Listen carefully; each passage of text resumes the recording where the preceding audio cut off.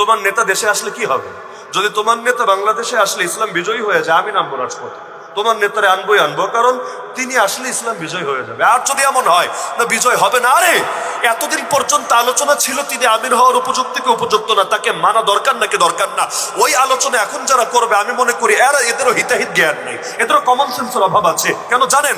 আরে আপনি সত্য হন আর মিথ্যা হন, পয়েন্ট বুঝেন, আপনি সত্য হন, মিথ্যা হন, ভালো হন, মন্দ হন, আপনার নামে যখন রক্ত ঝরছে বছরের পর বছর ধরে, আপনার নামে যখন খুনোখুনি হচ্ছে, আপনার নামে যখন গোটা দুনিয়ার মুসলমানরা দুই ভাগে ভাগ হয়ে যাচ্ছে, আপনার নামে যখন এই শান্তিপূর্ণ মেহনতটাও পদে পদে বাধাগ্রস্ত হচ্ছে, আপনার নামে যখন দেশে দেশে ফিতনা নৈরাজ্য, যেই ফিতনা হলো হত্যার চাইতো জঘন্য, কোরআনে নাই যে ফিতনা হত্যার চাইতো জঘন্য, আপনার নামে ফিতনা ছড়া যাচ্ছে, আপনার ন্যূনতম যদি ইজ্জত থাকে, ন্যূনতম যদি বিবেক থাকে, ন্যূনতম যদি গায়রত থাকে, আপনি নিজের ইমানে দাবিতে, হায়ার দাবিতে, লজ্জার দাবিতেই নিজের পথ ছেড়ে ইস্তেফা দিবেন। বিভিন্ন দেশের মন্ত্রীরা পর্যন্ত দেখবেন সামান্য সামান্য ইস্যুতে ইস্তেফা দিয়ে দেয়। কেন? ইজ্জত বলতে একটা ব্যাপার আছে, আর ইজ্জত যার নাই আর কিছু নাই, বেহায়া যে হয়।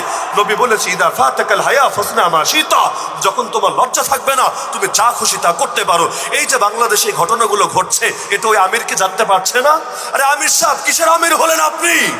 আপনি কি কাফেরের আমির না মুসলমানের আমির? যদি মুসলমানের আমির হন, আপনার কাছে কি মুসলমানের রক্তের দাম নাই নাকি? যে আপনার দল করে না তারে মুসলমান মনে হয় না, যে আপনার আমির মানে না তারে মুমিন মনে হয় না? হ্যাঁ, বাংলাদেশে কাকরাইলে বসে আব্দুল্লাহ নামে এক লোক আছে, ওদের নাম লাগায় মুফতি, এ মাওলানাও না কিন্তু নাম লাগায় মুফতি, বই লিখেছে। ওই বইয়ের মধ্যে সে ফতোয়া জারি করেছে যে সাদ সাহেব বিশ্ব আমির, আল ইমারত হিয়া সুন্নাহ, বইয়ের নাম আল ইমারত হিয়া সুন্নাহ, বইয়ে লিখেছে সাদ সাহেব বিশ্ব আমির, যারা তাকে মানবে না তারা ওয়াজিবুল কতল, তারা মৃত্যুদণ্ডের উপযুক্ত।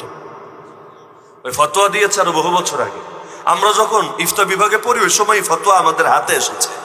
ফতোয়া দিয়েছে এতকাল আগে, বাস্তবায়ন হচ্ছে এখন। যারা মেরেছে আর অনুতপ্ত না, অনুতপ্ত হওয়ার কথাও না। আমি কারাগারে গিয়ে এমন এক লোকরে পেয়েছি যে টঙ্গীর মাঠে আগের হামলার সময় সে নিজে ছিল, নিজেও পিটিয়েছে, মোটে অনুতপ্ত না। তারা মনে করে জিহাদ করেছে, তারা মনে করে ফিতনা দমন করেছে, এবং তাদের আজও বিশ্বাস ইমাম মাহদী আসলে তারা তাদের আমিরের নেতৃত্বে সেই ইমাম মাহদীর দলে যোগ দিবে। কিন্তু আমি মনে করি হক বাতিলে আলাপ পরে যদি তার ন্যূনতম, সে যদি মানুষ হয়, তার যদি বিবেক থাকে, তার যদি লজ্জা থাকে, তাহলে সেই পদে থাকতে পারেন, এই পদ থেকে সরবে।